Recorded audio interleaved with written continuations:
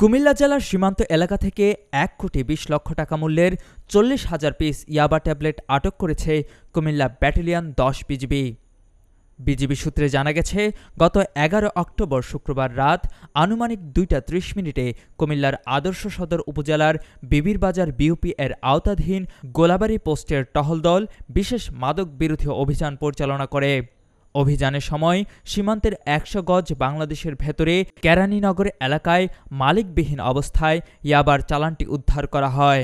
Comilla battalion ১০ BGB জানায়, আটক ইয়াবার আনুমানিক বাজার মূল্য ১,২০,০০,০০০ টাকা। উদ্ধারকৃত ইয়াবা ট্যাবলেটগুলো বিধি মোতাবেক নিষ্পত্তি করা হবে। বিজিবি আরও জানায়, দেশের অখণ্ডতা ও সার্বভৌমত্ব রক্ষার পাশাপাশি আন্তঃসীমান্ত অপরাধ, চোরাচালান ও মাদক পাচার দমন করতে কুমিল্লা ব্যাটালিয়ন নিরলসভাবে কাজ করে যাচ্ছে। মাদক বিরোধী জিরো টলারেন্স নীতি বাস্তবায়নে বিজিবি নিয়মিতভাবে সীমান্ত এলাকায় অভিযান পরিচালনা করছে। কুমিল্লার কাগজ, নিউজ ডেস্ক।